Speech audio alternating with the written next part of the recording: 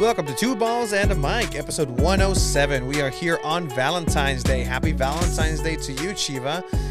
You are the one and only Valentine of heart. What are you doing? The heart. It's a heart. All right, so today we're going to go ahead and go over I think we're calling it that, right? Two Balls Under Wood, maybe? Oh, hey. Hello. So we'll go over what happened at the San Diego Loyal preseason game against MLS Vancouver Whitecaps, Canada. Then we're going to go ahead and talk about LigaMX, go over a little bit, go into a little of what we know for Xolos and other action that happened in the LigaMX. Then we're also going to transition a little bit into La Champions. And after that, your Rams, your Los Angeles Rams, Chiva, have won the Super Bowl. Matthew Stafford, Odell Beckham, and his torn ACL lifted the Lombardi.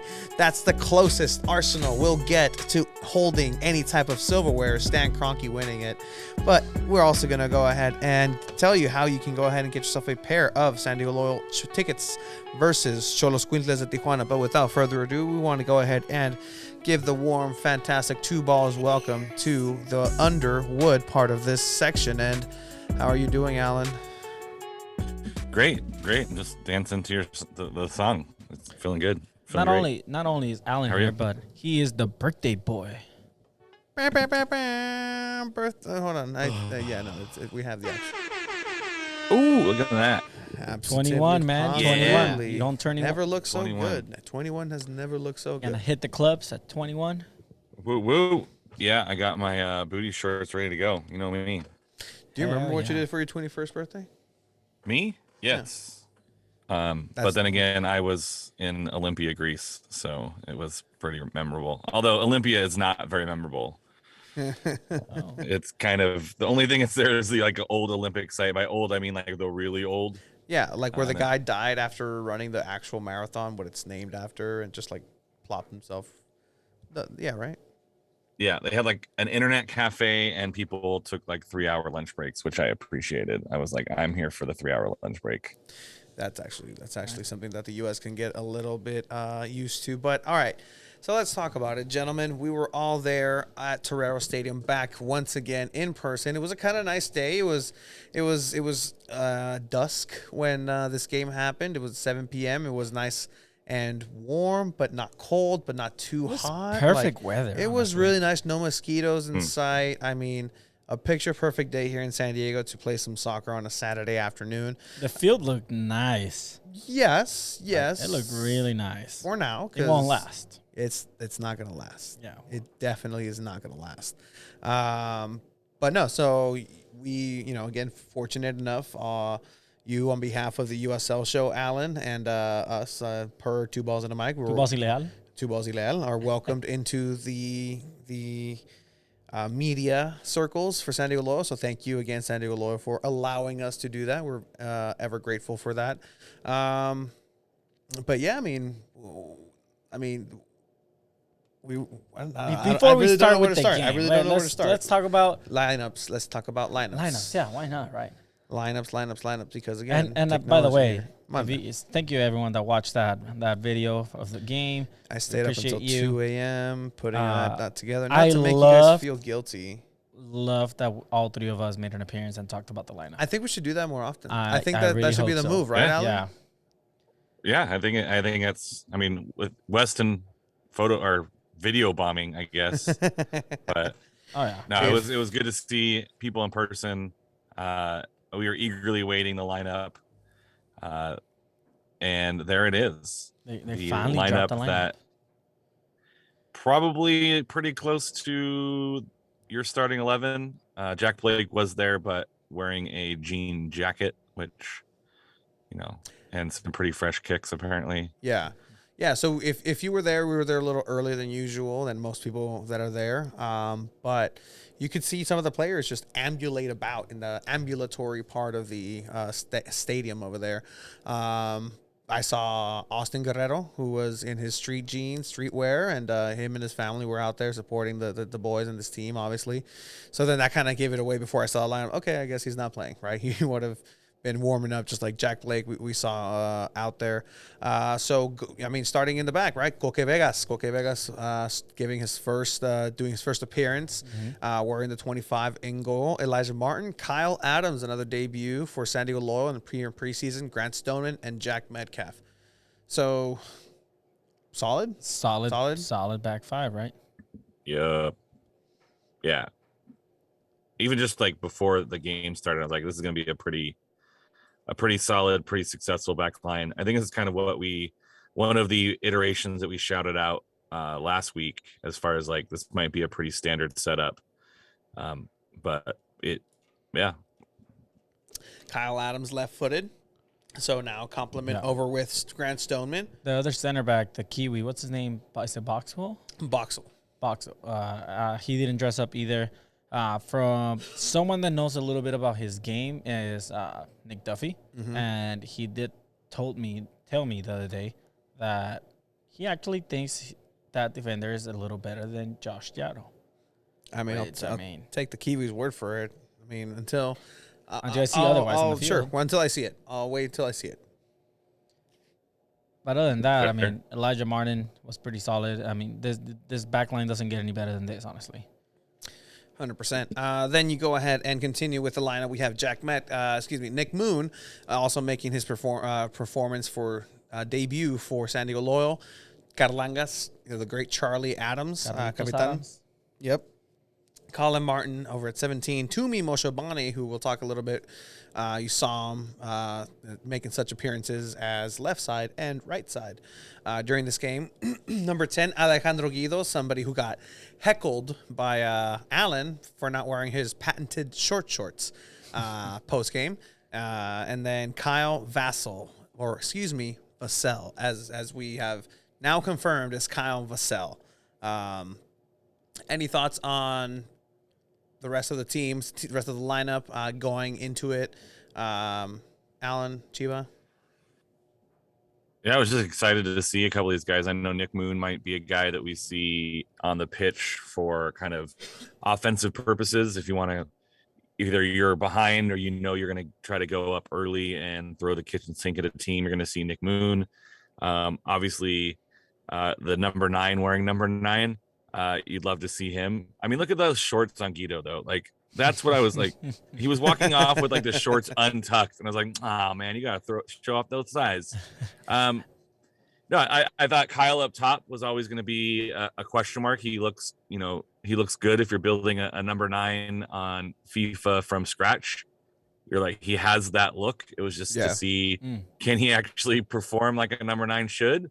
And so I think people are going to be really excited about that player, but just seeing those guys get their first start and kind of get into the mix was always kind of what I was looking forward to for this match.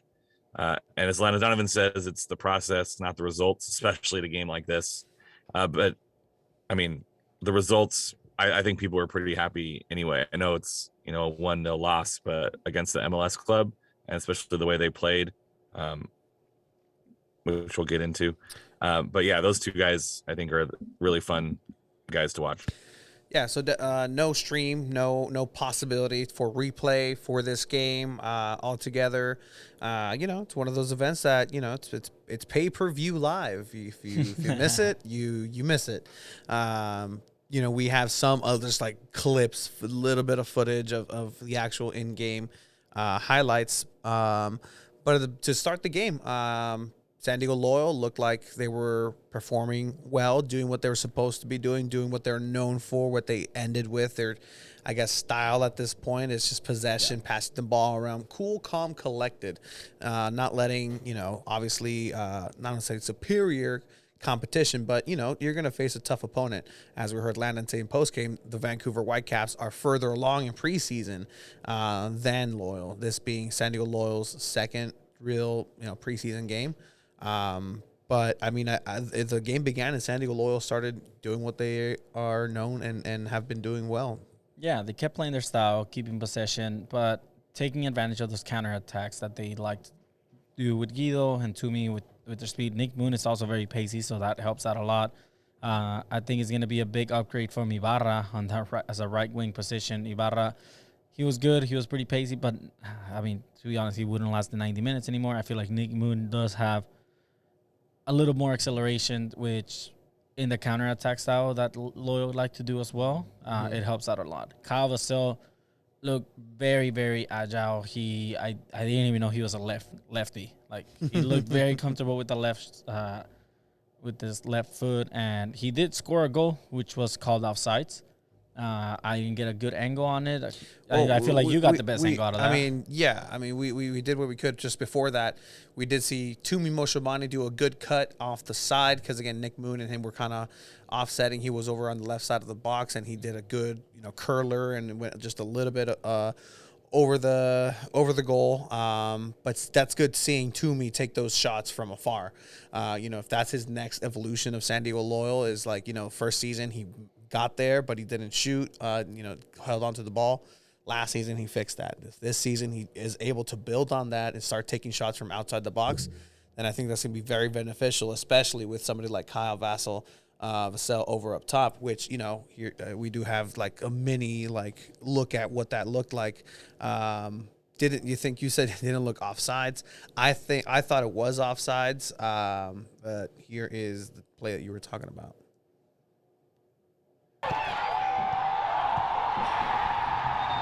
That's the shot you're talking about, right? From Toomey.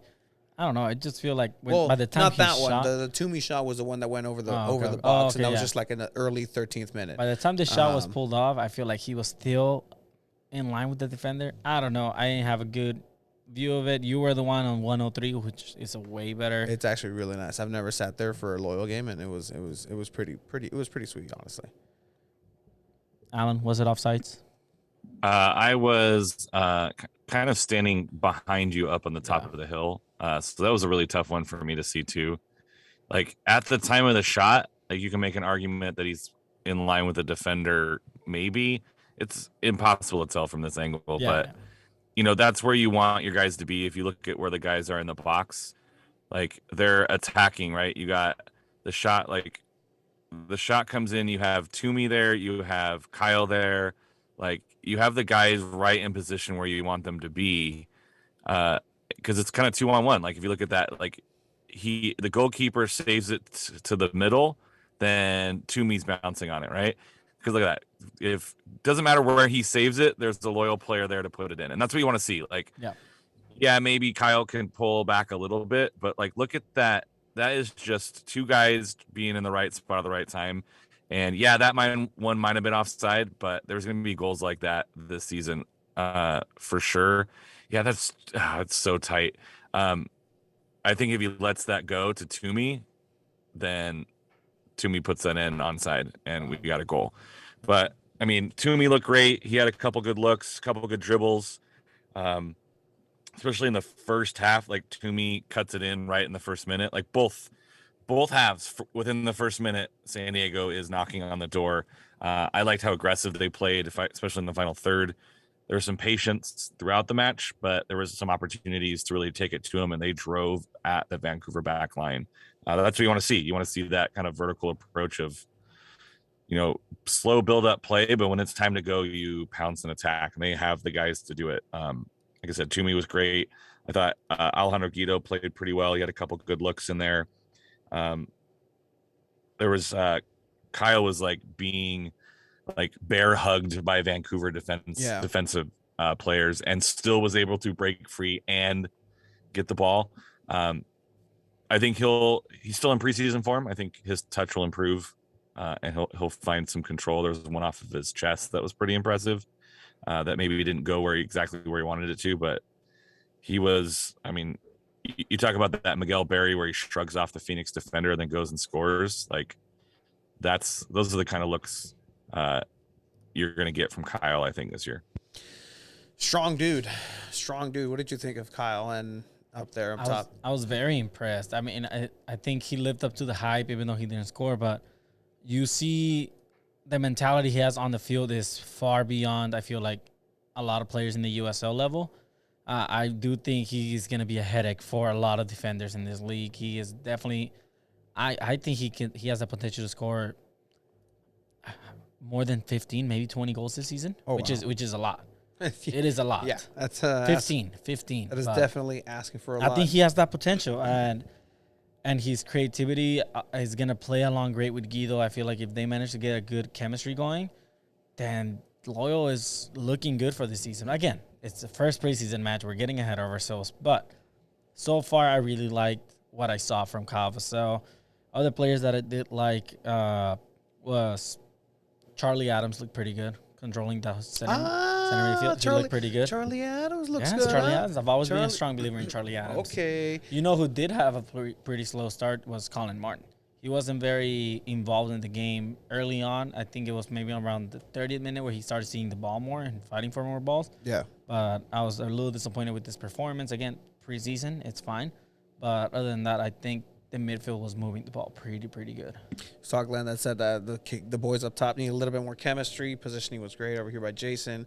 But no, overall, like I was happy with what I saw for the first couple minutes. You predicted actually correctly, like on the video. You're like, oh, I see some people warming up. Maybe at the 60th minute, I could see everybody coming off.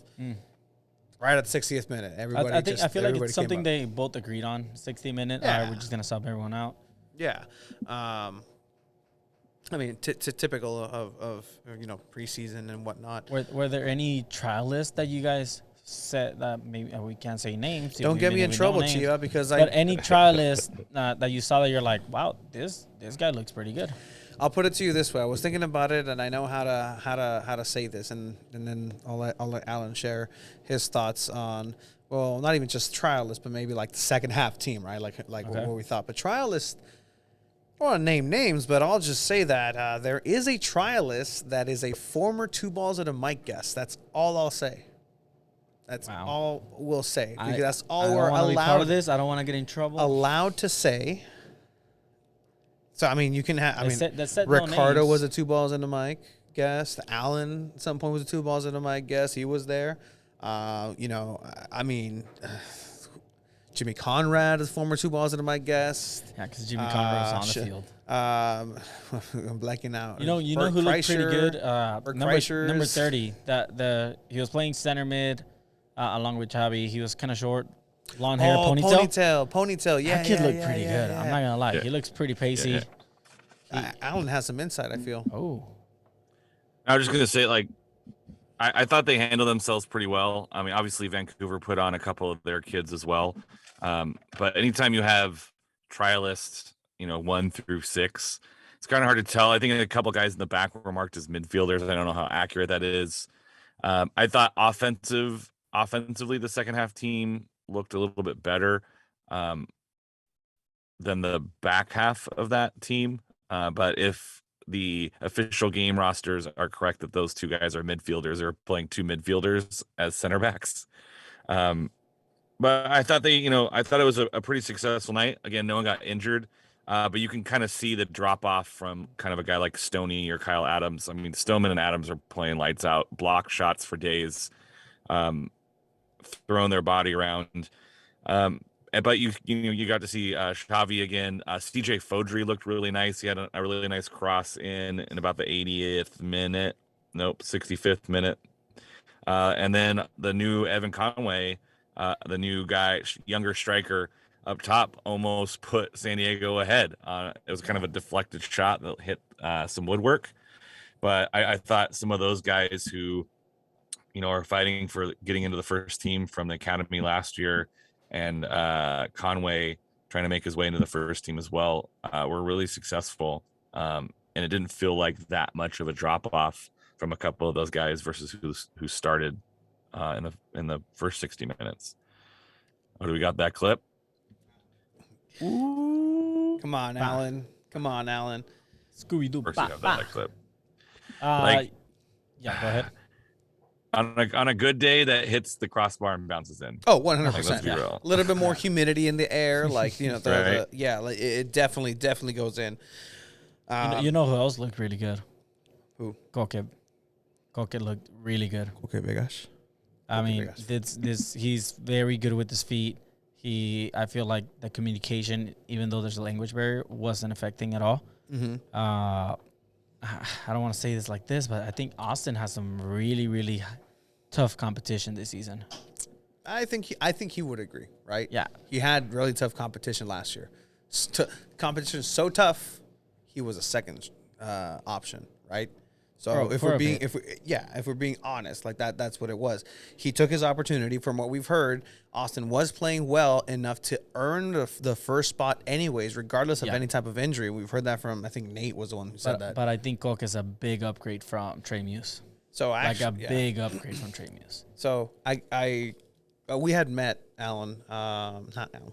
We met Alan. We had met Coke's dad at training, actually, when we went down and interviewed Kyle Vassell and Charlie Adams and Coke. By the way, I think still the only coverage of San Diego Loyal in training this season. So check out Two Balls and a Mic. Just saying. For those exclusive interviews. For those exclusives. If you want somebody, if you have a question for a player, fuck it. Let us know. like we have the access. So if you want to know something, this is a burning question. Like let's and it's a good question. You know, feel free to let us know. But no, so we met his dad at that training. Yep. After the game, I actually came up the big giant hill that just takes my breath away every time.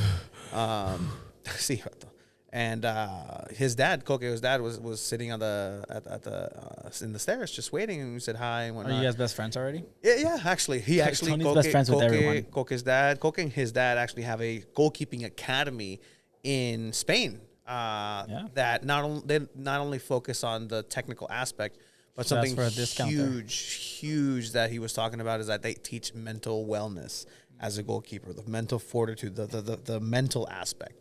So that's the kind of school that he's coming from, right? Coque, very cerebral, very intelligent, you know, good with his legs. So that's just required over there. He also went on to tell me how the actual trade happened. Ooh, yes. Do you know what went down, Alan? How did Loyal end up with Coque Vegas? I don't. I feel like there's a story here. So let me. Yeah, and I don't think at this point it's not really like yes. So it ended up happening that on transfer deadline date over in La Liga, over in Spain, you have your main roster 1 through 25, right? So that's your set roster. On trade deadline, you have to submit that 25 roster, and that cements it, that locks it in.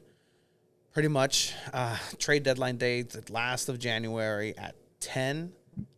His team called Coque because they were looking to get Mustafi, World Cup winner with Germany, the center back, onto his team, Levante. They ended up getting him, but because Coque was one of the lower people on the wage bill, they just ended up cutting him. So now Mustafi is in Coque's team with a 13, which is a goalkeeper number, and then the second string goalkeeper got the number 1 that Coque had, and that was at 10:30 when the trade deadline day ends at midnight. Wow. So he was without a team for a while. So all that just kind of free agent blew up. And so this is twice. Both Coque and his dad noted this. Like, why? What convinced you, right? Like, obviously, you could have stayed over there, gone to second division, done all this, but why? And honestly, they were like, pues es la figura de Landon. O sea, Landon es gigante. Well, he's giant over there. Like, it's the figure of Landon Donovan. I was like, oh, okay. I was impressed, honestly, with the figure of Landon Donovan in Europe, in Spain. I think that's him selling a little bit because you also have living in San Diego with great weather. You're making dollars. But he's 26, dude. That's what we talked about. Like, this dude's in his prime. I honestly don't. I think by the end of the season, he's gone back to Spain. I don't think he stays another season. Hot take. Or just stays in the MLS and just... Or an MLS team picks him up. Or maybe he stays. I don't know. But I don't think he'll stay here more than one season. It all depends how the season goes. He could potentially just not be as great as we all think or what he looked like, and Austin just takes over. Yeah, the interesting thing about USL though is you get some guys that stay in the USL because they don't get a shot at MLS because they're a international spot. And then you get guys like, would you rather play starting minutes or be a bench player in the MLS, maybe making a little bit more money? Like we see guys that just don't really move up when they probably should. And it's like a money issue. It's a roster spot issue. So there's lots of things to like take into consideration. We talk about a guy moving back up, and you never know. Like he might give it a couple years. I mean, we all know goalkeepers, they peak a little bit later. So maybe it's a couple years in the USL, and then see where his future takes him. He looked really confident. He looked his presence in the box was I mean, you felt it from outside of, the pitch. He took command. He made some pretty quick decisions. I think moving laterally, he looked pretty good as well. I think he's probably an above average USL keeper on his average day. It'll be interesting to see over the course of the season as we get to know him and what his strengths and weaknesses are. But yeah, I think Austin Guerrero is going to give him a run for his money as well. Like we saw that with Trey Muse. Trey Muse struggled against Tacoma, and then Austin came in for 3 matches. And he had some of the team's only clean sheets last season. So Austin was definitely cementing himself as the number 1 keeper. And obviously the injury, you take advantage of that, but I think you're right. He was kind of already moving in. If you look at, Trey wasn't getting as many starts kind of in the back half of the season, and then he hurts himself, which did him no favors. But Austin Guerrero really held it down. So I think he's going to really push Koke. And I think that competition is really going to make both goalkeepers stronger, and the team's going to benefit. There's going to be a couple of games, probably Saturday, Wednesday, Saturday. If you make an Open Cup run and get a couple games there, you're going to get some minutes for guys who last year you weren't getting minutes for because the season was a little bit, or the schedule was a little bit more open. And then I even thought Siaha, handled himself pretty well, especially with kind of a young group that maybe isn't as solidified together. The cross flashing across the box, that's a tough one to defend and to keep against.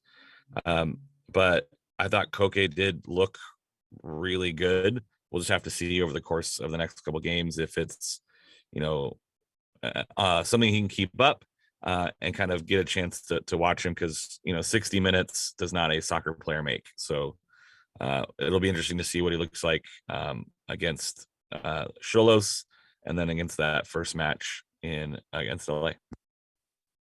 And again, you were talking about something important too earlier before the call, is that you saw different. Thank you, Gio. Different type of play style, not necessarily different type of play style, but just an added element is the verticality of San Diego Loyal and what they presented. You son of a bitch. I got thirsty. Here, yeah, cheers, Alan. Here's to you. Happy birthday. The birthday boy. Happy salud. I'm not prepared. Sorry. It's all good. This is disgusting. That was all. Yeah, it was also interesting to see kind of Jack Metcalf being back on the pitch. Yeah. Usually he creates that width on the right hand side, but Vancouver plays kind of a wing back style. And I wonder if that was Metcalf not wanting to get too high and to leave a really wide open space behind him. And then guys like Moshe Bane, or even our lovely striker Kyle Vassell, if that we do like the double L. Kyle the Vessel. The Vessel. I think he provided some width over there to allow Metcalf to maybe not come up as high. But it'll be interesting to see maybe against not a wing back system, because Vancouver had the 3 center backs and then they have the 2 wing backs. So think kind of for you Premier League fans, a little bit like Chelsea. Wolves, I think, played this way too. The 3 back system with the wing backs create versus the 4-3-3 of some of the other Premier League teams. You might see Jack Metcalf being able to get a little bit higher, maybe against a team like Xolos, who doesn't play that same system. So I didn't get a chance to ask that. It seemed like Landon Donovan was cold and wanted to go home. I can't blame him. But it'll be interesting to see next match if Jack Metcalf plays a little bit bigger role in creating the width. But they were really aggressive in attacking the 3 center backs with the three guys up front, the Toomey, Kyle, and Guido. And actually, again, thanks to the 2 balls and the mic technology that we have here, we actually have live. Shut up, Chiva. Live and direct. The gaffer. I've never liked that term, gaffer. The coach, el manager, el DT, director técnico, the technical director, Landon Donovan. After this game.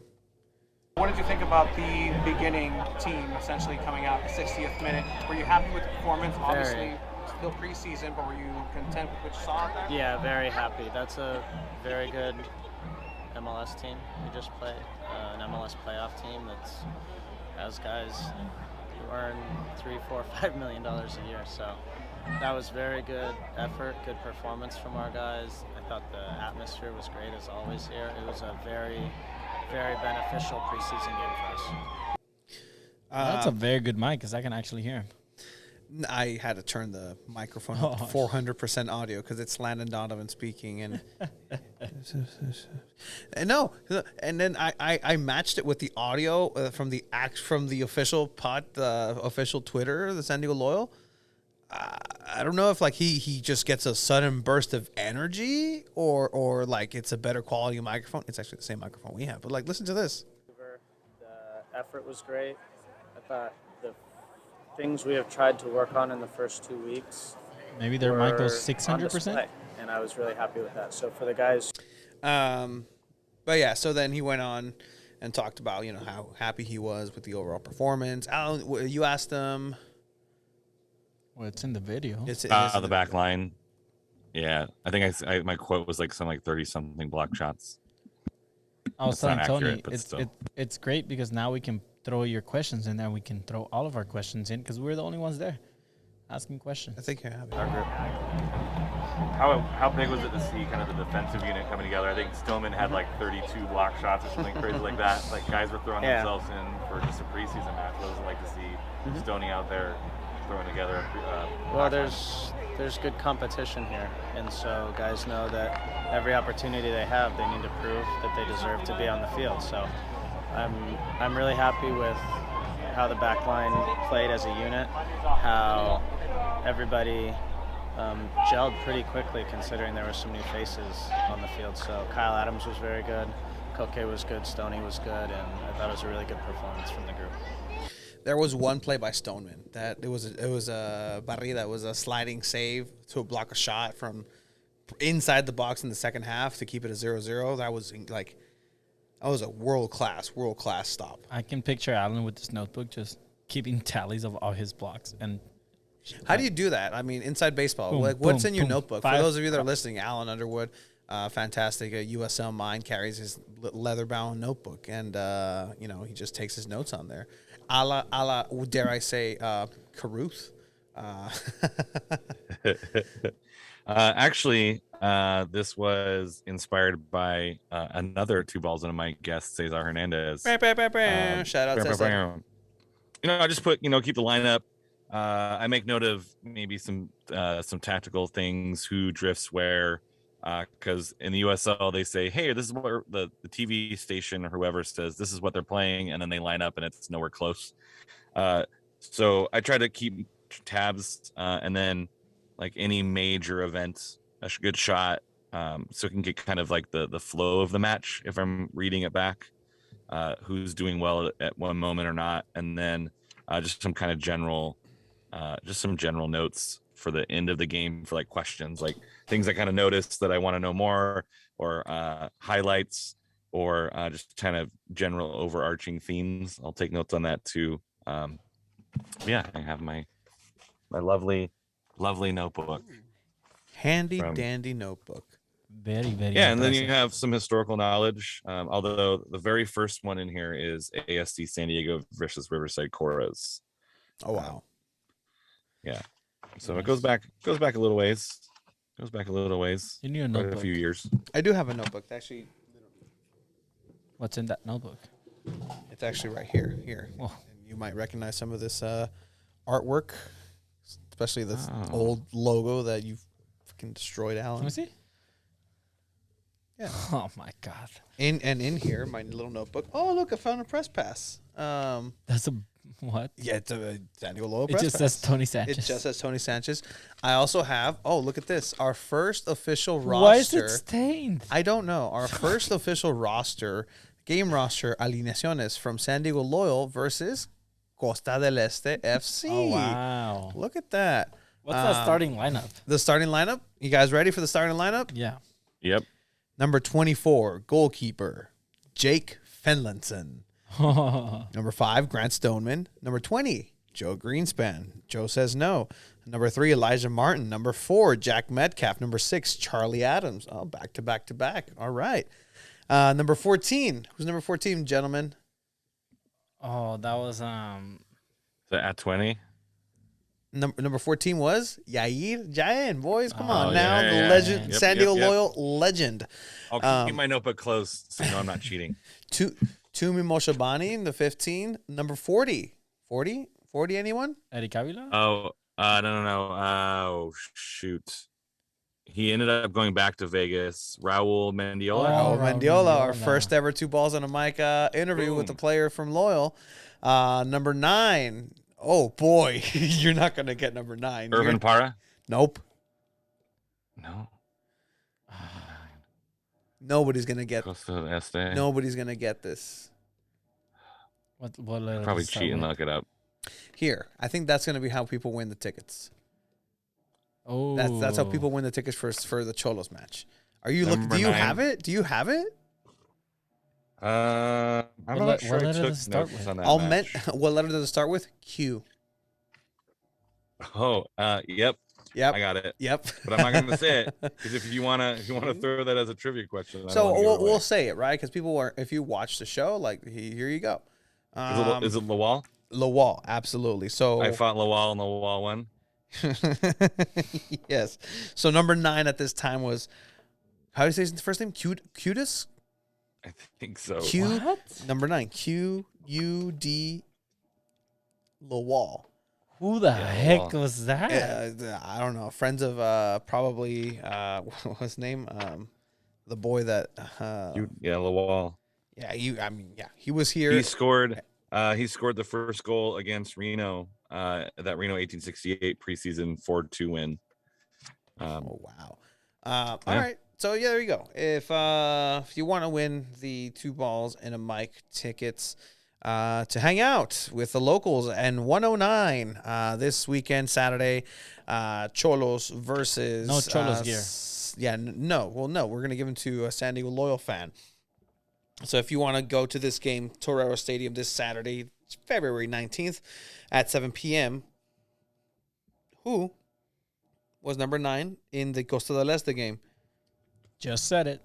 You could just write the letter Q if that's good for you. How should we do this, though? Send us a DM. DM us? Yes, DM Send us us. a DM. DM, there you go. DM us the letter Q. DM us the letter Q, and of course you got to like, subscribe, share, whatever. Like do whatever you want. But yeah, just DM us the letter Q, and your chance to win tickets for the Saturday's game. I think that's fair. Right? Very fair. Let's finish this off. Now I'm curious. And then we'll do a little preview for the Xolos game that we just mentioned, and then we'll move it along. Irving Parra, number 11. Austin Guerrero with the 1. Sal Zizza with the 8. Carlos Alvarez with the 7. Oh, okay. Colin is on there. Avila, number 12. Number 22, Francis Atuanheni. Then you have Emra Clementa now over with Roots.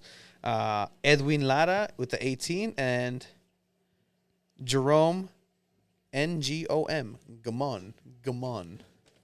No. Sure. Guessing Amal Knight had already departed the club at that time. So best wishes in his future endeavors. But yeah, so that was great. Big Squeeze Lemonade. Shout out to the Big Squeeze Lemonade. Shout out to Carl. Shout out to Carl from And Brandon, I mean, Arcata. Loyal Tony and Fiends. Chivas So might be there a is thing now. a lemonade happening now. I guess it's a recurring thing. A lemonade of our choosing. 2 combinations will be had this season with the Big Squeeze Lemonade. So ask for the 2 balls drink. It's not a runoff of it, but just know that it's good. I think we gotta work on that. Or fuck it, the 2 balls drink. Yeah, let me get the 2 balls. Yeah, I like that. But yeah, so Yeah, there's a Saturday Night Live joke in there somewhere about like sweaty balls. hey, will you guys like the 2 balls? You guys like to drink my 2 balls? The lemonade. You can use 2 balls. a straw to suck up the 2 balls. Welcome to 2 balls Oh, in your wood, man. by the way. Not sure if Yeah. Ricardo will approve. He would. Fair. Brasileiros. I actually asked him Just for do my it. 1-day contract after the match, and he Oh. said that because I'm like, hey, I have a stupid question. He's like, there's no stupid question, but go for it. And I'm like, what are the chances that I can get a 1-day contract? He's like, for what? Like to play a match? I'm like, no. And like, no, just so I can say that I'm technically a professional soccer player, not a semi-pro. I was technically a professional. And he's like, oh, okay, kind of got in on it. Also saw Kyle Vassell after. My girl was waiting for me at the fountain, and then as I was maneuvering my way through, I just talked to Ricardo, and I saw Kyle and just kind of chatted up a bit with him. And my girlfriend was next to me, and she's not allowed to go to games anymore because that man is handsome. And Oh man, yeah, Tony no, has competition. like straight, Competition. she I was like, hey, I don't. step off, bruv. I don't. Oi, know. bruv. What, you chatting shit, bruv? There you go. Oh, but it's a No. WWE match between Kyle and Tony. He actually asked me like, hey, so like, what do you like? Hey, like, what do you guys do? And like, you guys, and I told him the 2 balls in the mic.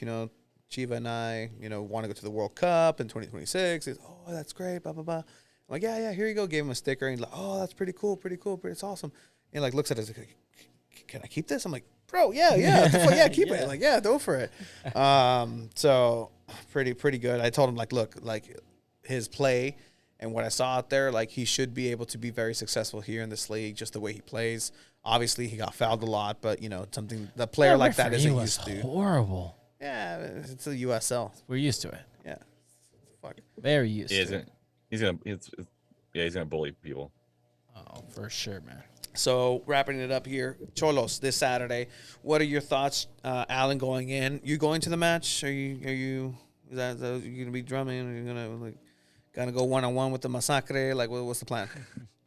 I will be there. I mean, you got to be at Loyal versus Xolos. I think it's like a prerequisite of if you like soccer in this region, you got to be at that game, right? I know Xolos. The last time we played them, we got to see a couple of their big names because it was preseason. But it's mid-season this time for them. It's preseason for us, so it's going to feel a little bit different. I know we gave them a run for their money last time. It might feel a little bit different this time. I think you're going to see a couple of large numbers on the back of kits. If you're not familiar with LigaMX teams, so it's going to be fun. I think just playing Xolos is going to be a good time. They always travel well, even if it is just some kids. It'll be interesting to see how many people come up, knowing that they do have a match to follow the previous day, I believe.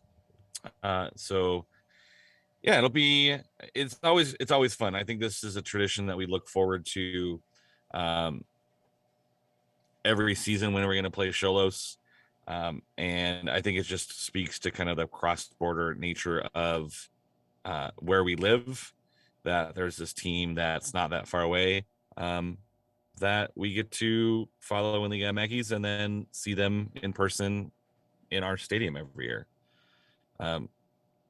Yeah, I mean, obviously, as you can see, Tony didn't last and had to go to the restroom. Oh, he's back. But yeah, so from what I know is Xolos plays a LigaMX match that Friday before San Diego Low. So the chances of seeing a lot of the first team players are very slim. I think if maybe 3, maybe 4 of the first team will be at that match. Maybe not some of the big names like Aito Vasquez or Orozco, but you're definitely gonna see some players in the first team. It's gonna be a lot of the under 20, under 21 players that are out there. Good quality players too. Some of the players that are here from San Diego, some from the region. So you might see some overlap there. And same thing. Like I did commentary for that under 20 team. There are some first team. Yeah, no, you didn't know Chiva. There is that overlap of having some senior team members. So it'll be interesting. Again, still preseason for San Diego Loyal, but obviously, as I said, Xolos is in mid-season right now, struggling. A lot. Yeah. Struggling a lot. Yeah. I wouldn't be surprised if Loyal win that game. Yeah, I mean, why not, right? Like last game, it was a little close, and I think closer than they expected it to be. I'm calling it right now. Loyal win this game. I don't know. 3-1. Is Chiva Damas back? 3-1. Like you were pretty on it last season, like with Los San Diego Loyal predictions. Like to be completely honest, like I gotta give 3-1's a stretch, but I think Loyal win this game. I'm going with 3-1, but I feel like that's a stretch. But they definitely win. What do you think, Alan? Yeah, I mean, Xolos as the top team looked like they were turning around their season. They played pretty well against Pumas, but then they lost to Mazatlan. No, you mean Purple Monarcas? Yes, and which was their first win of the season, and so now they're toward the bottom. I wouldn't say the relegation zone because that doesn't exist. But they are not doing great right now. They're not playing in form, so super hot. Although neither is Club America or Leon. Wow. Like looking at these standings, I know you guys are going to get this in a little bit. Like, yeah. You look at the top, you're like, wait, where are all the teams I'm used to seeing? Oh, they're in the middle now. But it's a long season. All you got to do is make the playoffs. But it'll be interesting to see kids trying to get into the first team might be motivated. But I think San Diego, from what we learned last year, was if you play them at home, they're not gonna take it easy on you. They're gonna go for the win. They're gonna play hard, and it's gonna be an entertaining match for sure. I think we're gonna see some more goals, unlike last match where it seemed to be very defensive-minded. San Diego probably be clicking a little bit better. Probably a 2-1, I think, is a pretty safe bet. It can go either way. I think San Diego can go get 2. I think Xolos can get 2. Depends on San Diego substitutes. But yeah. I feel pretty good that San Diego is going to take it on Saturday and put on a good show, and maybe make people not mad that they don't get to see them play LA Force or whatever that team is for the last preseason match. Like leave them with a good taste. Give them everyone a week off and get them ready for the regular season. Because I mean everybody's still in preseason, right? And so the 109 was also in preseason. They brought it here this last game, but they're gonna have a real test once again with La Masacre coming in and everything they did. Because again, we've seen La Masacre this season, and we were both impressed with the number, the noise, and the enthusiasm. Yes. It's a different style, but everything. But expect them to arrive late again. I really, 100%. But I would really suggest for both Chavos and locals, and I've spoken with high and mighty people in there, meaning, hey, you guys need to go watch a game over there. Just experience it. Like, just even if you're not in the Masacre, if you're peripherally there, just go watch a game just so you can get a little bit of a taste of that. Because the numbers are similar, the amount of people that are there in 109 and Xolos. And Xolos, La Masacre spreads out. They're distanced. Mm-hmm. They're in a safe distance. Just and they're still the voice very loud. and they're still chanting and going crazy. And it's loud. It's a big stadium. It's an open space. So a lot to look forward to on and off the field next Saturday. And as we wrap up kind of loyal talk, because I mean there was only one preseason game, there's also a message that we received about the locals. Yes, so actually want to go ahead and highlight that we did receive a telegram, a last minute telegram on the away days for Phoenix. So per yes, it's a hello there. Yes, we've received a Morse code. It is the Cardinal from the San Diego Loyal locals. So they're letting us know that San Diego Loyal Support Group, the locals, are looking to do away days, and they're talking about exactly what they want to do for Phoenix. So that I think they have the one that is a little further, but it's makeable. It's doable for a good away trip. Locals have info about the Phoenix road trip on their website. We'll go ahead and have them be prepared for the weekend of March 26th. It's the weekend of March 26th. More info on their website. You can go ahead and follow their website at The Locals SSG. That's thelocalsssg.com/events. Away day Phoenix Rising. Are we going to this, Tony? I mean, bro, I'm down. Are you? Dude, we'll rent a car. Down to drive? Alan? Ooh.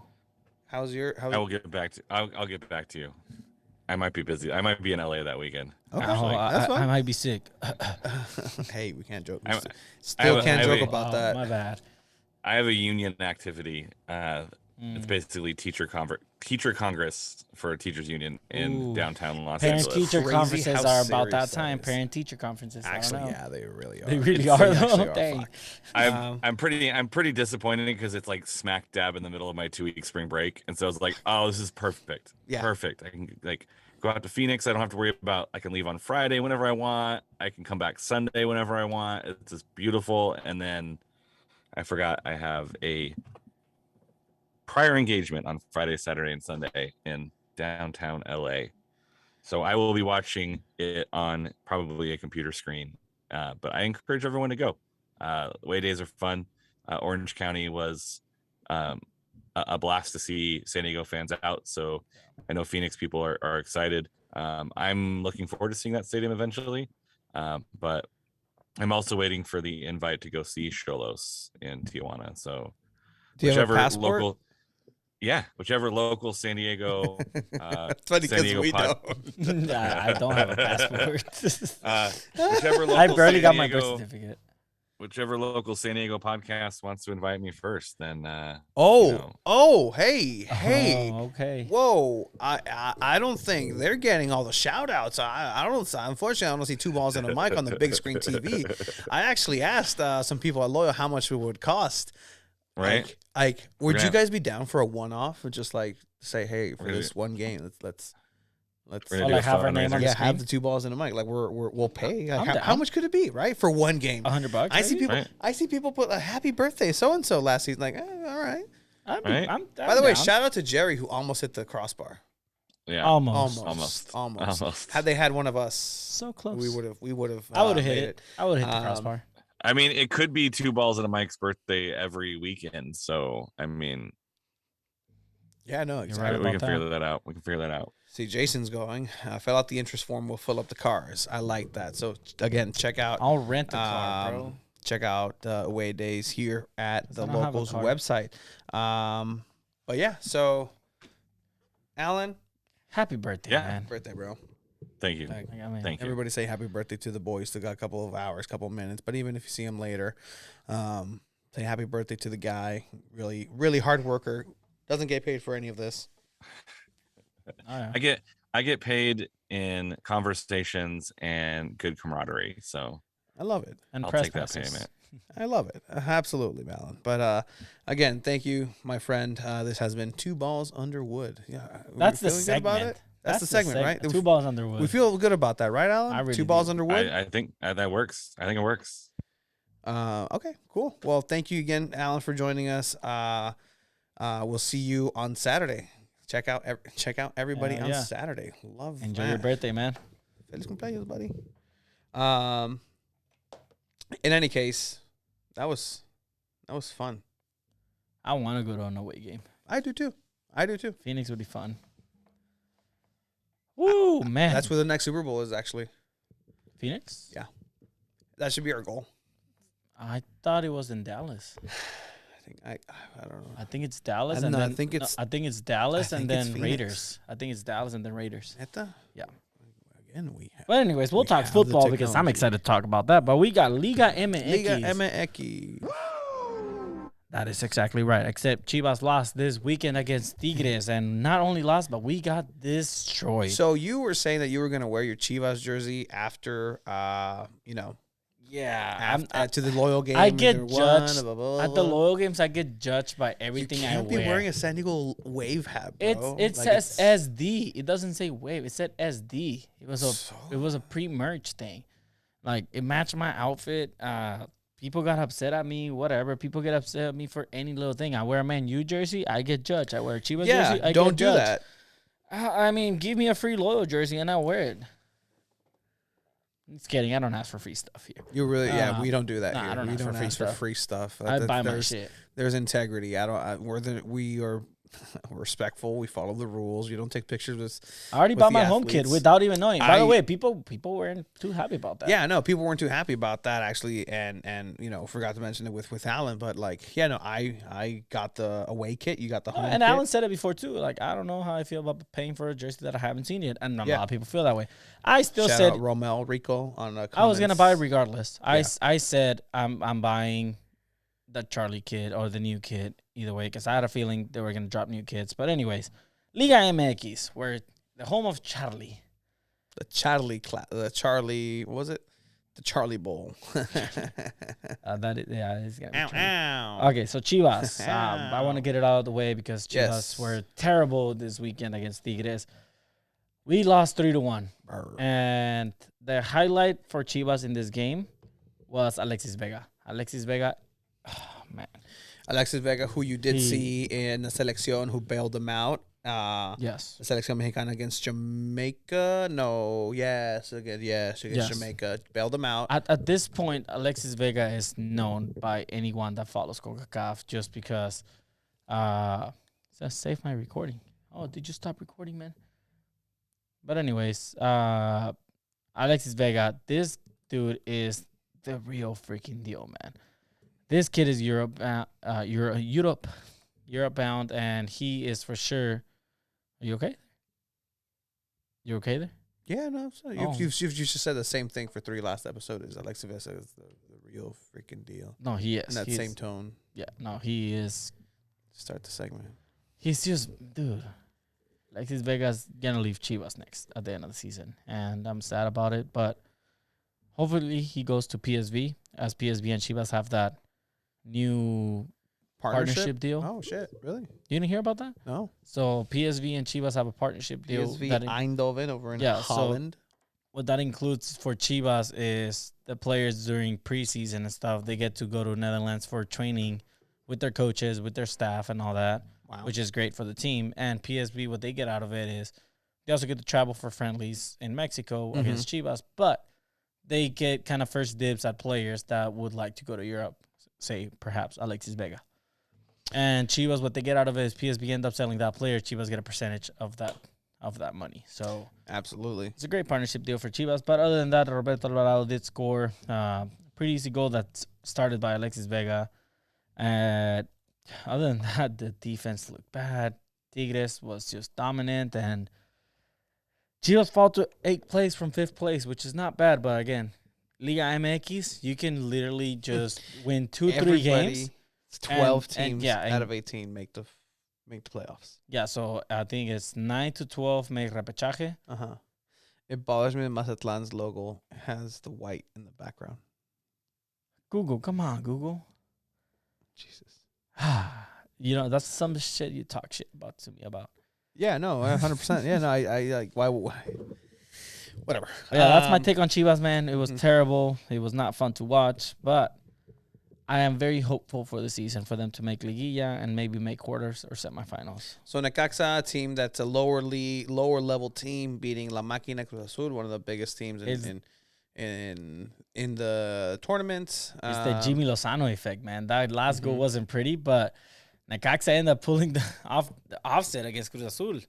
Like, Cruz Azul is one of the big teams this season in Mexico again, and this is a big win for Necaxa, which goes to show Liga MX, anybody can beat anybody, and it's such a fun league to watch. And so how are the people? Again, it probably won't be these same players that played the day before, but we're alluding to Xolos not having such a good season, and is how are we doing? Again, making fun of Mazatlan, which was a team that was built on probably dirty, filthy money, stolen from the people, much like the Chargers. Stolen from the people of Morelia, Michoacan, a humble, hardworking city, tough. over into the big into like Florida, essentially, of Mexico. That was rough for people from Morelia, but that stadium for Mazatlan is beautiful. Yeah. That's a nice stadium. But yeah, Mazatlan hasn't had the best. What is the third season they're in? Mm-hmm. Maybe more, but they have not had the best start to the LigaMX debut. And for Xolos to lose to Mazatlan, like, man, Xolos are just struggling, man, and it's been like that for the last couple of years. Yeah, so Xolos has been a rinse, repeat, buy, sell who's good, reconstruct every season. Yes. Like, it's just a recycle. It's a recycle hut for players. It doesn't even feel like a team. It's like a obviously when you see a soccer team, it's a business, right? And people are there to make money. Mm-hmm. But that's what Xolos feels like more nowadays. It's just a business, not a soccer team. They're expanding their stadium. They're making it better. And hopefully maybe once they're done with that, they're able to focus on the team and say, okay, now we're going to build the foundation for the team. We're going to have these youngsters. We're going to bring these players in. We're going to stay here to stay. But then another team like America, Monterrey, and Tigres come in and say, hey, we'll pay you a lot more money and you get to leave Tijuana and then come live over here. And players are definitely going to say, well, I'm probably going to get noticed elsewhere more in a bigger team like America, like Tigres, Monterrey.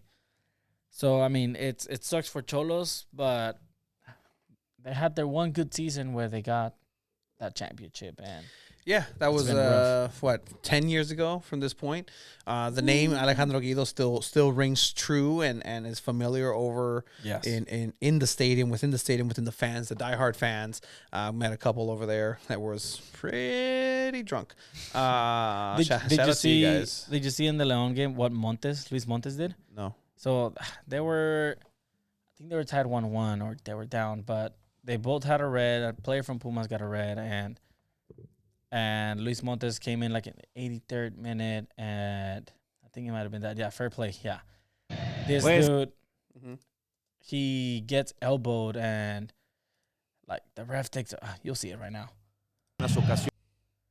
Like he gets elbowed, and the ref just goes and takes out a red card right away. No juega con ningún 9 referentes. Dávila, el que juega allá adelante. Falta y cuidado, se va expulsado Corozo, sí. El árbitro interpreta que hay un codazo. El Chapo, algo le está diciendo al árbitro. Está diciendo, me pega en el brazo, no me pega en la cara. Mira, sí, mira. Le dijo que no, Fair play. Esto es juego limpio, señores, sí se puede.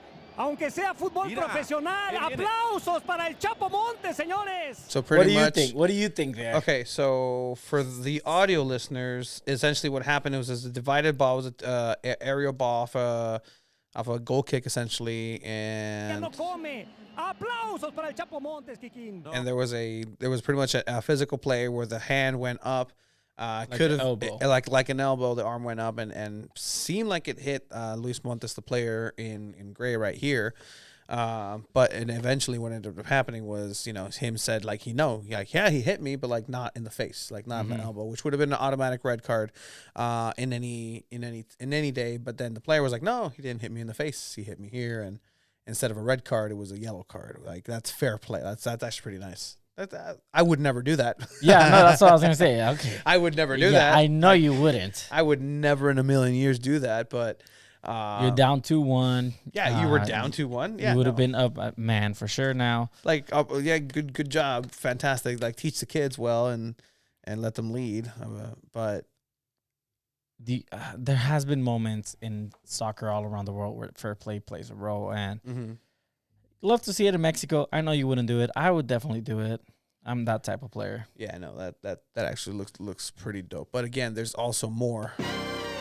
Open wide for some soccer.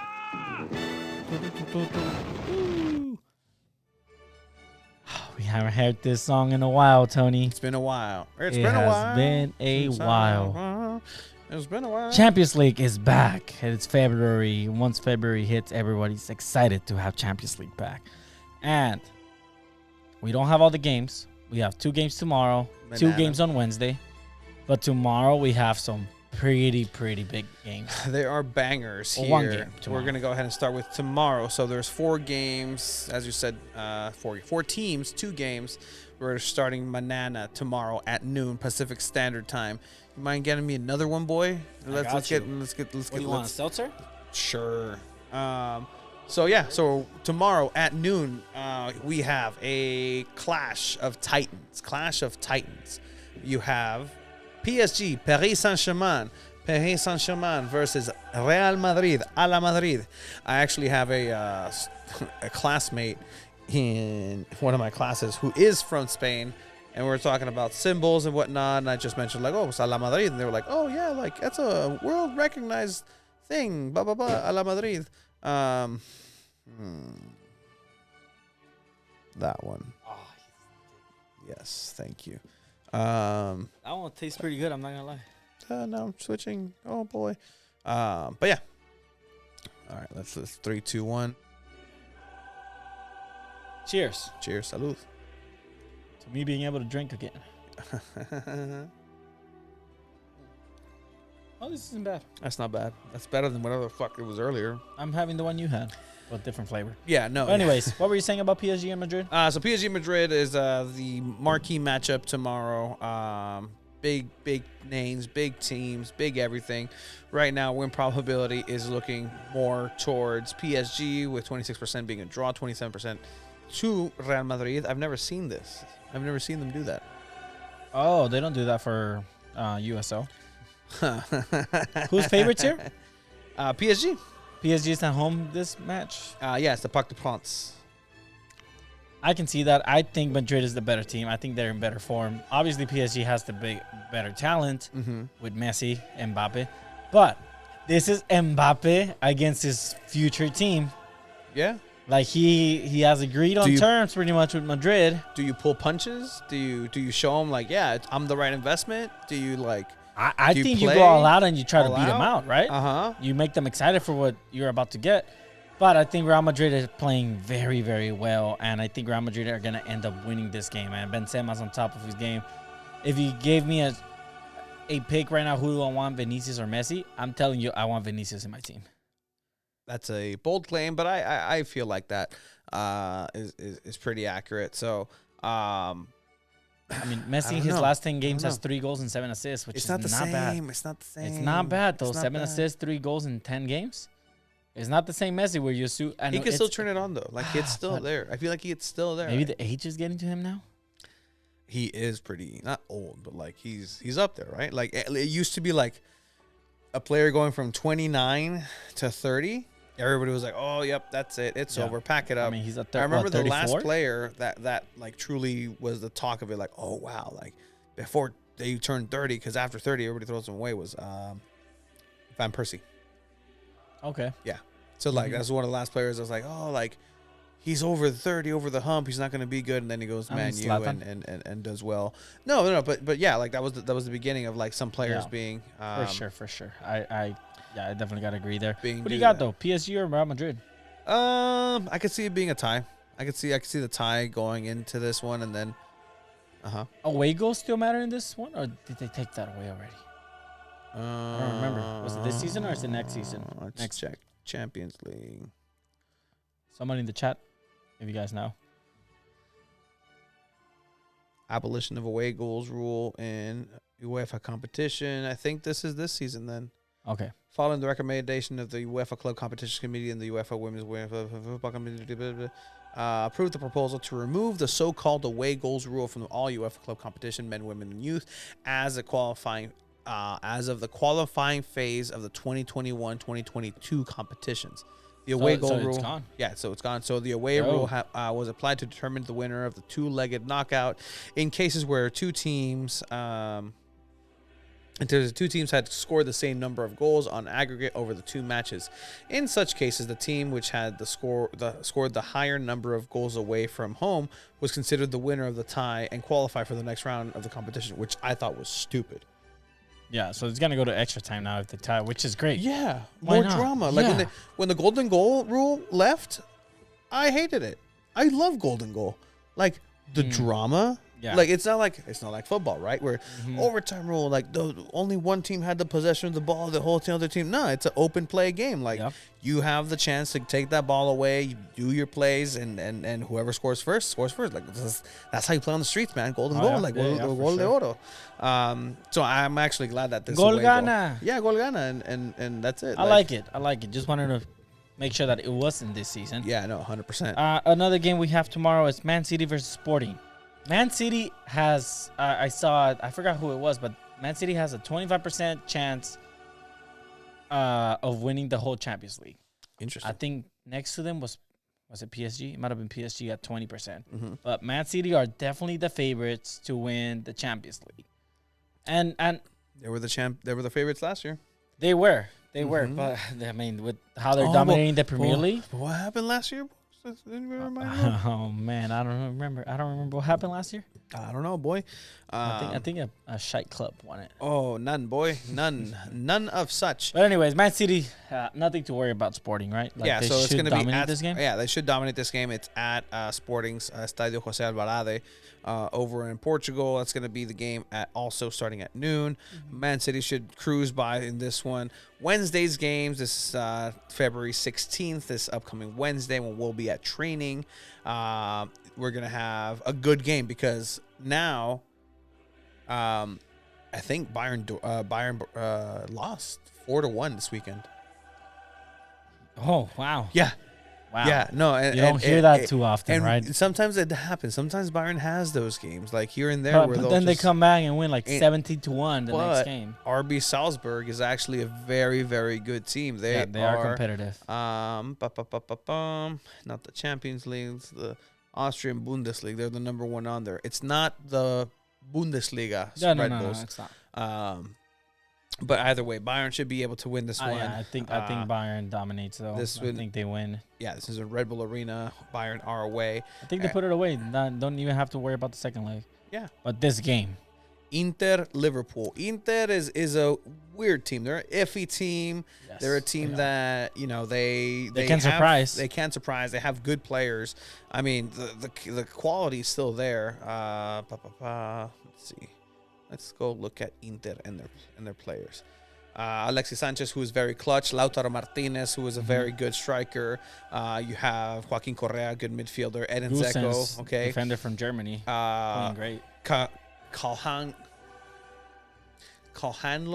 algo así. He's a really good midfielder, especially on the ball stopped. Vidal still playing. Brozovic, good, strong midfielder. Ivan Perisic over on the left mid. One of the best goalkeepers in the world with Samir Handanovic. Kolarov was over there. A good defender with Milan Skriniar. And the thing with Italian teams, they're always going to be tough to play against. They're very physical. But the thing with Liverpool is they have their AFCON finalists back. Yeah, they Salah are back. and Sadio Mane are back. Liverpool is still looking pretty good even without them. I think Liverpool dominates this game. I think they are gonna win probably like a 3-1 win, even if it is away for them. I think they pull off a 3-1 win. Absolutely. So that's what we have for this week. Next week you do have Chelsea, European champions, Chelsea, and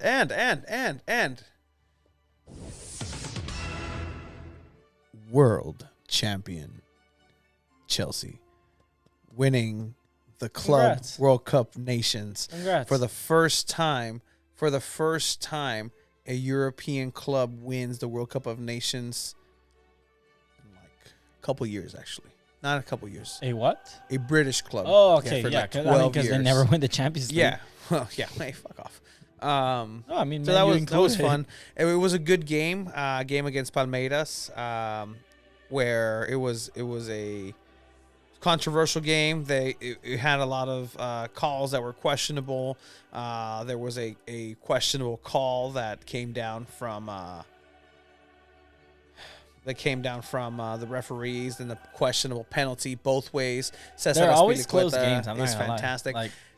Yeah, no, 100%. Yeah, they're always surprisingly surprisingly good games. Is it surprising though? I mean, dude, CONMEBOL teams are very, very competitive, and I think they're very underrated in a worldwide scale. Like this team, like Colo Colo, Boca Juniors, River Plate, Palmeiras, like teams like that, man, they have players that play at a phenomenal level. Mm-hmm. And sometimes they don't get looked at by European teams because of their size, because they're too skinny, because of this. But, man, they have that soccer gene in them. Yeah, and they play great. Yeah, no, it's different play styles usually. Palmeiras, a Brazilian team winning the Libertadores, is a a different play style altogether. They're a little bit more physical, but they are smaller as far as size. You had Thiago Silva, who is ended up being pretty physical, was bossing people around. But that's very impressive. That is incredibly impressive. My boy Dave. Cesar Azpilicueta. I knew this guy was going to be great when he came in over from ¿cómo se llama? So French Olymp. What was that team? Sorry, Olympic. I'm not sure. Olympique Lyonnais. No, that's not. It's It says it's official. Cesar Azpilicueta has become the first Chelsea player to win all available trophies with the club. Absolute legend. Is he the GOAT defender for Chelsea? Passing John Terry? John Terry. Yeah. Wow. Yeah. I mean, the moment he came in, this guy was a true leader. Like in the first season, Cesar Azpilicueta showed better exactly. than John Terry. Yeah. The trophies speak for themselves. Trophies speak for themselves. Yeah. The work ethic, the Conte season.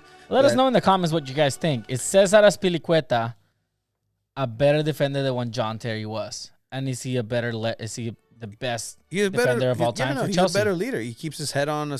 He keeps his head on straight. Doesn't get stupid red cards here as often. He's a leader. He can play multiple positions. He won't steal your wife. I don't know about that. That's pretty handsome. But no, I mean, he came over from that French team, where Loic Remy played. Marseille. I don't know why I thought, Olympique Marseille. Yeah, that's why. Nice.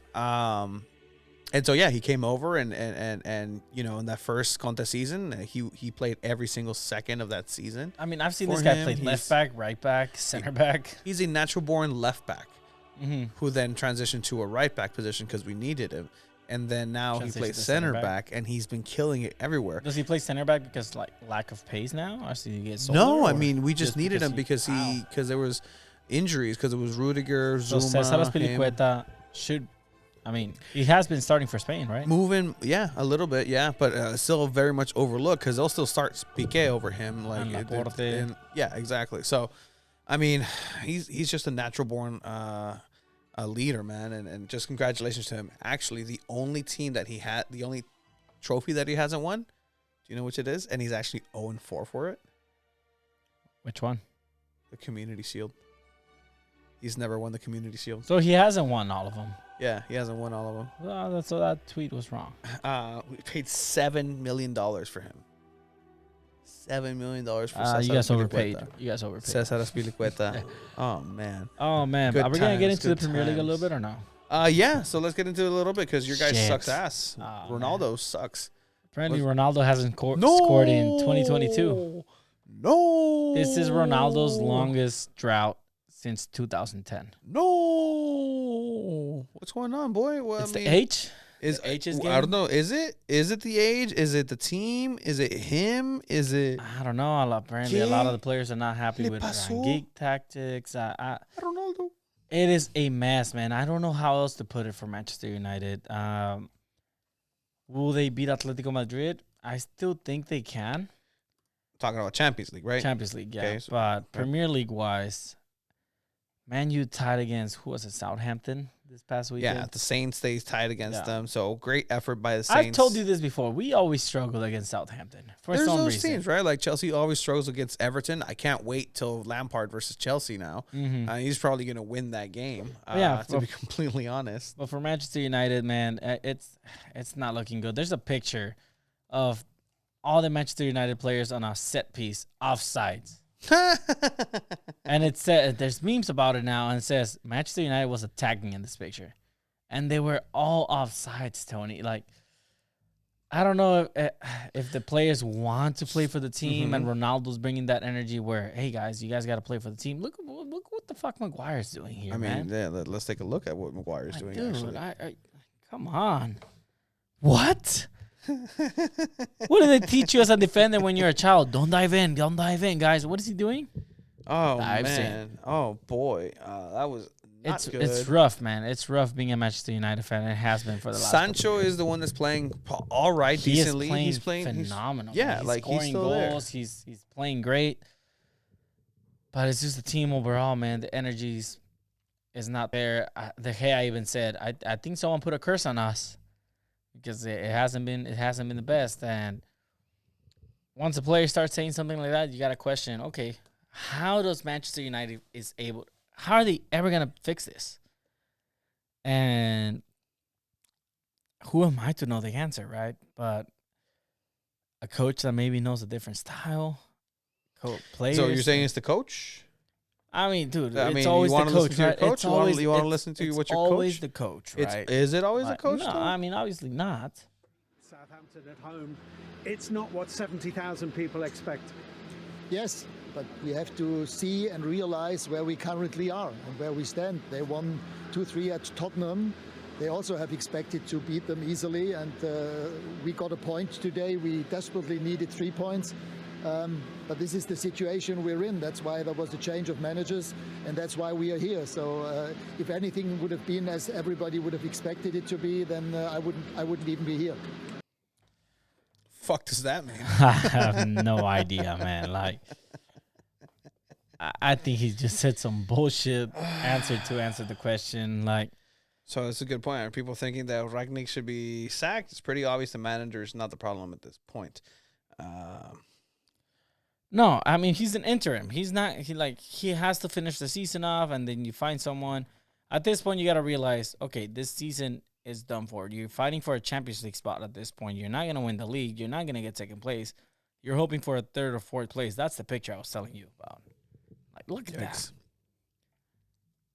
Man, it's tough being out here, man. But yeah, man, not much else to say about Manchester United besides we fucking suck. And they play tomorrow in the Premier League, and I really hope they win that game, Tony. Yeah, and I really, really hope so. let's look at how things are looking at, and then we'll switch over to football and end this thing. Obviously, you still have Manchester City up on top with 63 points, 54 points, 9 points behind. You have second place Liverpool, Chelsea again in that 47 spot. That's 7 points behind. Chelsea Liverpool. was going to play Arsenal this weekend, but it got postponed. Club World Cup. Yeah, exactly. Because Chelsea had to win and be the best in the world. West Ham still in fourth place with 41 points, which is pretty impressive. Manchester United right now in the Europa League's position with 40 points. Anything can still happen between 3 and 4, maybe even 6. Wolves climbing up with Jimenez scoring. Yeah, he did score 37 points. Man City is way too ahead now. Yeah, they're just. I mean, dude, Sterling scored a hat trick. Like this dude is 26. He's on his prime. He like, might leave. He might leave. Come to Man U, please. Wow, that's crazy. Please. Yeah, since you guys wingers are too busy beating the shit out of women. Dude, don't say it like, wow. That's yikes. Oh, you want me to sugarcoat it? No, I mean it is true. We're both like diabetics. You want me to sugarcoat I am it? not a what? I don't know. It doesn't look you. What? What is going on in this episode, man? Yeah, man. Man U sucks. Chelsea's world champions. Man City's winning the Premier League. Jimenez scored. It's a great day to be a Man U fan. Said no one ever. But guess what, Gio? I've been waiting for this, Tony. Woo! Guess what, Gio? What? Tell me. Guess what, Gio? Tell me.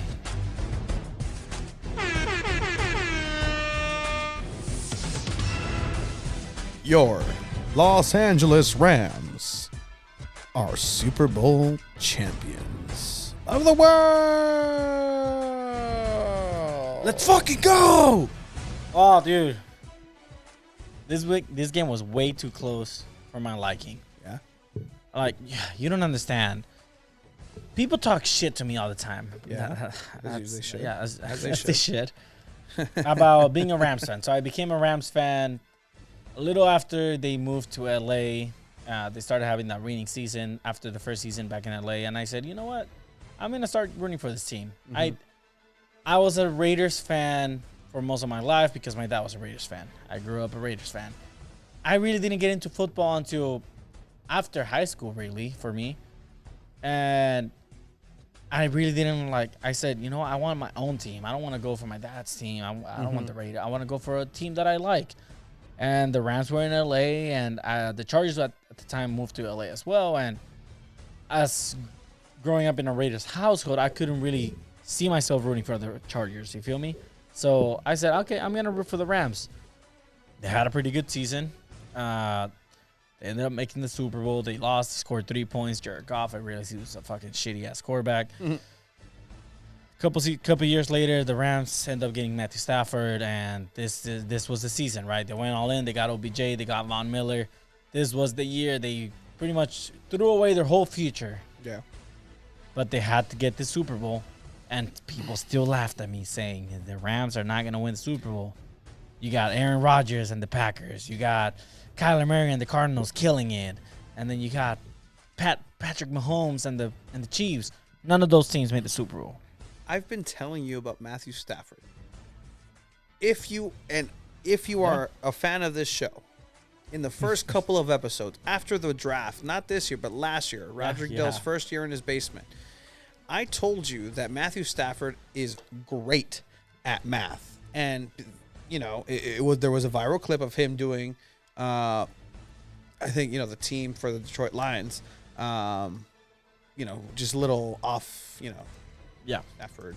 And yeah, you told me being a math genius helps him on the field. I disagreed. Not just disagreed, Chiva. You were upset. Not upset. I just said it doesn't impact his decision making that much. I never said he wasn't a great quarterback. No, but again, even then, you're wrong. You're absolutely wrong. Dating back maybe 3 years ago when we were doing the talking with TJ, you kind of showed off your math skills a little bit. I just have one follow-up before we leave. Can you tell me, I'm just going to make a number up, okay? 9,758 times 618. You said 9,758 times 616? 618. Or 618. 618, okay. I think. Yeah, 618. Okay, that's... Let me type it in. 6030444. So 6,030,444. Is that right? I think that's right. Boom, math genius. And you disagreed that this would help him in any conceivable way. Blah blah blah. It's his intelligence. He makes plays on the fly. He makes incredibly fast decision making. He throws a lot of picks still.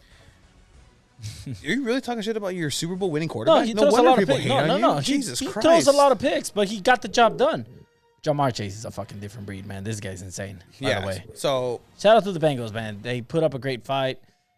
I think this team has a lot of future. I don't think the Rams have a lot of future. I think we're going to be suffering for a couple years. You're going to blow up. People are retiring. Yeah. I mean, Aaron Donald might retire. Yeah, that's crazy. He should. I mean, Sean McVay might leave. He already said there's no way he's leaving. He already said that. He did say that. But people say that in the moment, right? But the Rams, man, they had a couple drives. I think it was 4 drives in the second half that they just couldn't get a first down. They went 1, 2, 3 out for 4 consecutive drives, and it wasn't looking too good.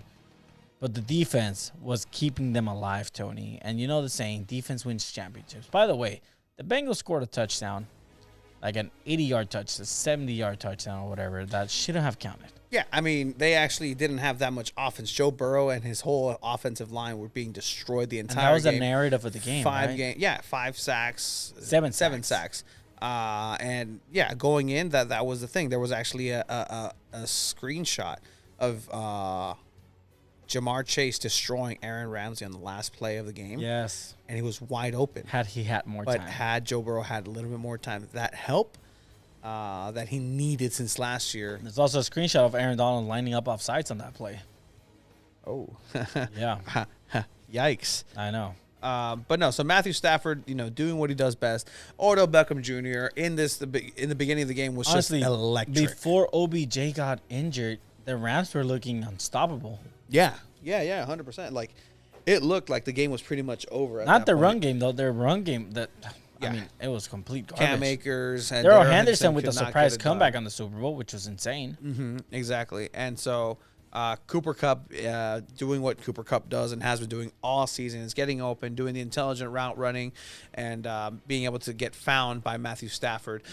He did throw a pick. No, not the pick. This was a botched missed field FAT, goal. yeah.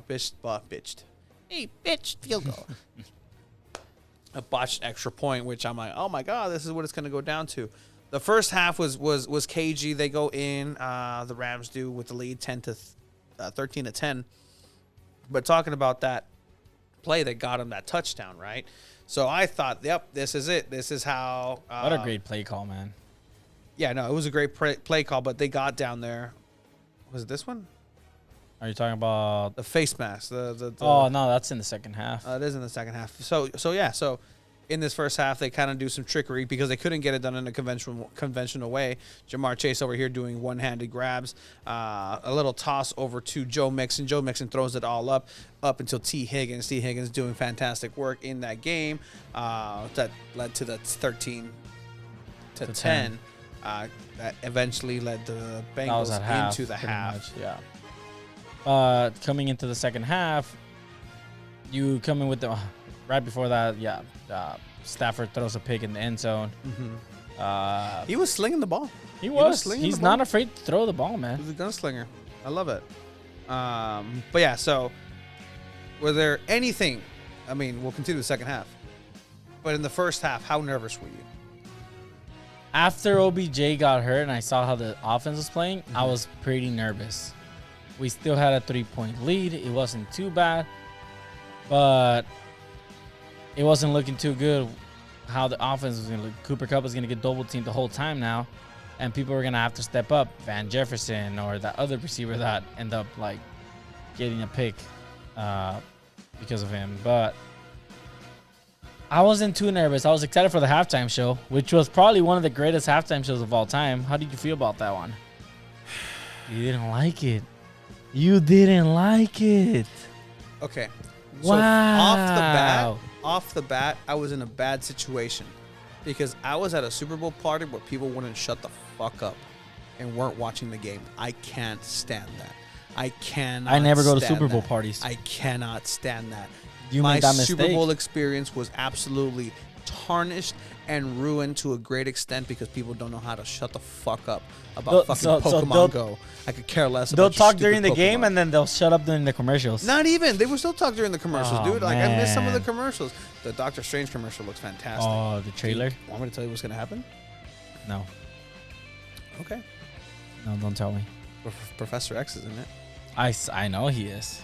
I know he is. They're gonna go down through a combination of the Magneto storyline when he gets arrested, the combination between of House of M, combination between the Illuminati and Jonathan Hickman's run with the. We're gonna start a 2 balls and Marvel segment. That would actually be dope. That would actually be awesome. But yeah, so then.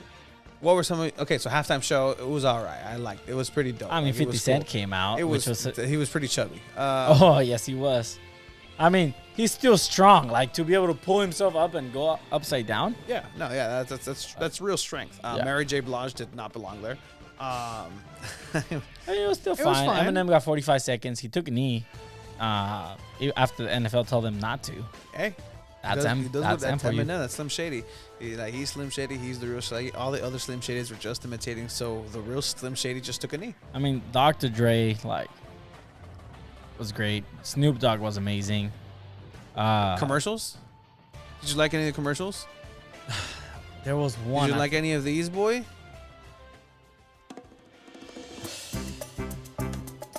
Let's see. I like that one. Colin Jost and Scarlett Johansson. All right. You're not actually. You can read your mind. They're married. It's crazy. It's the guy from SNL. I actually missed that one. I love that we get to sleep in. Ordering fresh mint mouthwash. Extra strength. Yeah. I'm thinking I should get a spray tan, because that's on Wednesday. Activating blender. Funeral's on Monday.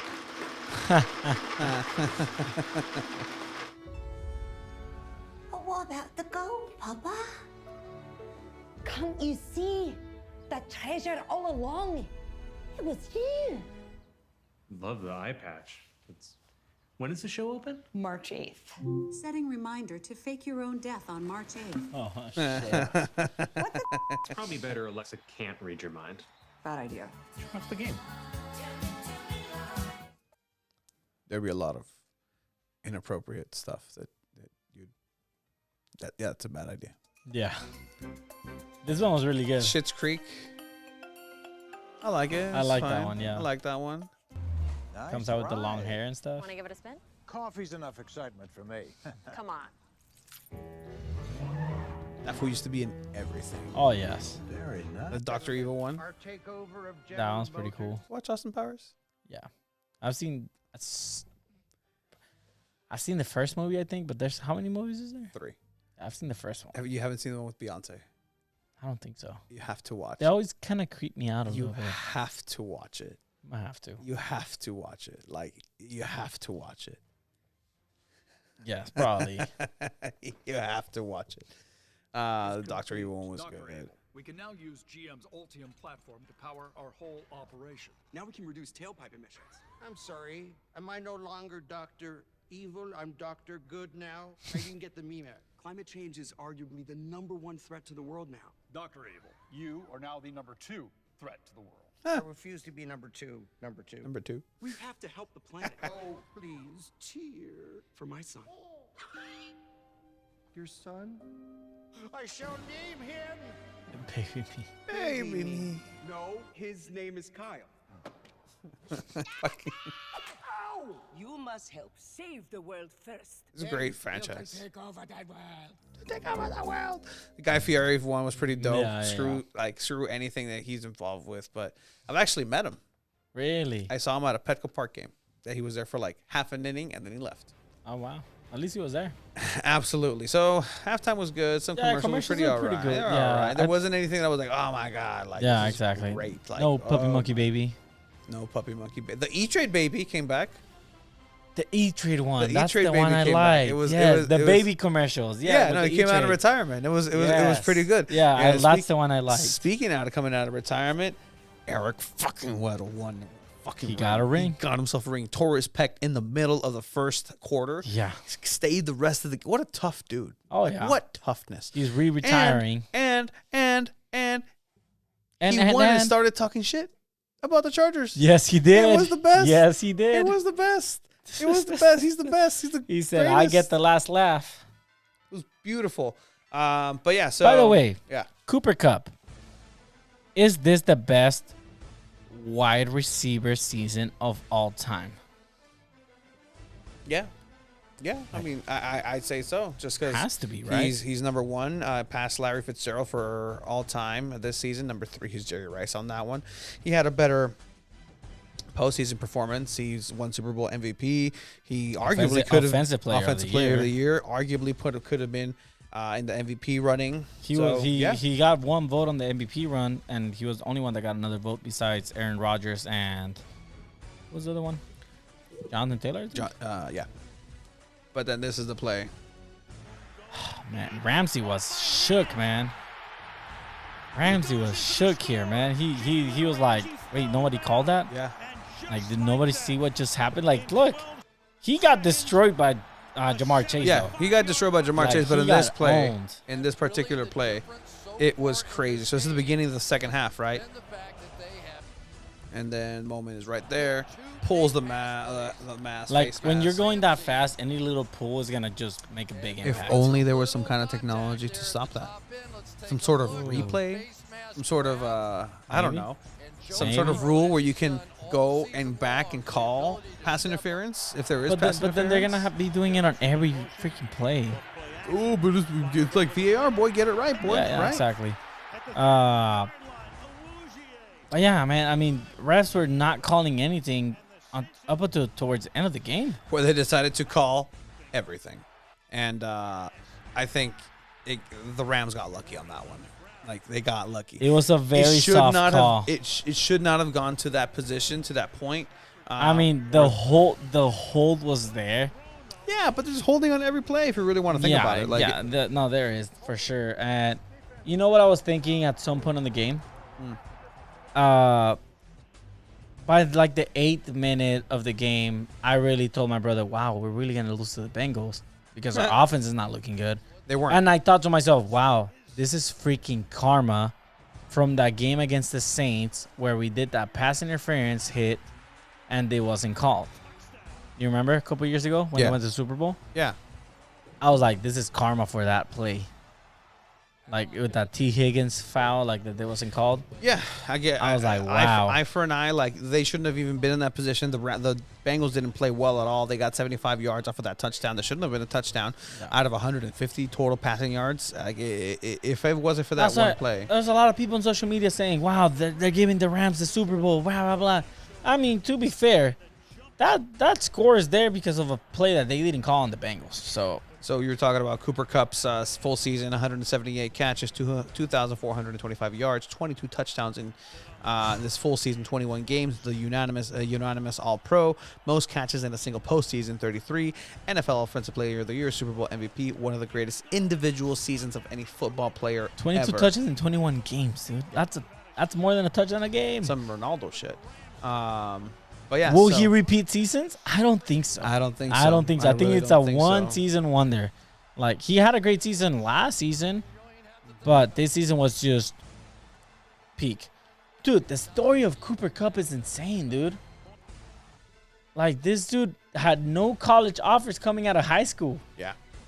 Like, his girlfriend worked, I think, 1 or 2 full-time jobs during college so he can dedicate to football. But this was the play. This was the play. Ah, dude, Donald. I thought he was going to complete that, though. So it looked like it. There's a clip of McVay, like he's mic'd up in the game, and he tells him on this 4th and 1, this is the play, and then he's on the side and he's like, Aaron Donald's going to make a fucking play right now. Aaron Donald's going to make a play right now. And Aaron Donald makes a freaking play.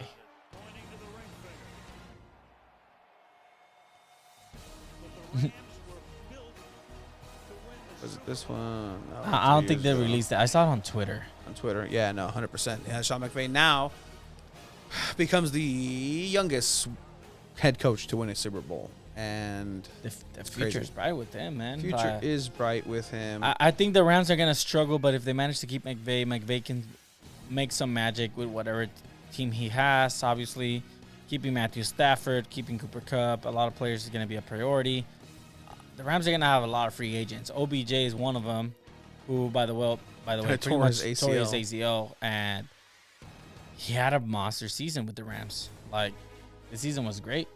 It was a great overall season. I mean, an extra game in there's the longest season in Super Bowl history. It's great. Congratulations. Thank you. Appreciate it, man. Oh, man. So, this meant a lot to me just personally, because all my teams, as you know, suck. Are fucking garbage, man. Trash. And for me to get all this shit talking about my teams and all this, it's I laugh about it, but for the Rams to actually pull this off and win a Super Bowl, and people can't talk shit for about one of my sports of a team that I like, it means the fucking world to me. I mean, you talk soccer, Man U sucks. Chivas suck. You go to basketball, the Lakers suck. You go to baseball, the Dodgers. Yeah, I mean, they won one like 2 seasons ago, but for the most part, it's looking like this next season is not going to be that good for them, if there even needs a season. But for the Rams to win the Super Bowl, it means a fucking lot to me, especially since all my teams fucking suck. So thank you, Rams. Thank you, Donald. Thank you, Cooper Kupp. I'm going to get a freaking Cooper Kupp tattoo. I'm not going to get a tattoo. Ow. But I'm definitely going to buy a Cooper Kupp jersey for sure. Oh, are we done already? Are we? Yeah, we are. I mean, sounds good. I got to go home and work in the morning. If you have to go to school in the morning, if you want to go ahead and win those tickets to the Xolos and San Diego Loyal match this Saturday at Torero Stadium, DM us the letter Q. And make sure you subscribe. Yeah, subscribe, follow, do everything. If you show us that you... If you see us at Torero Stadium, say hi. Say what's up. We're nice people. Yeah. We're not mean. Yum. We are going to go ahead and hopefully expand our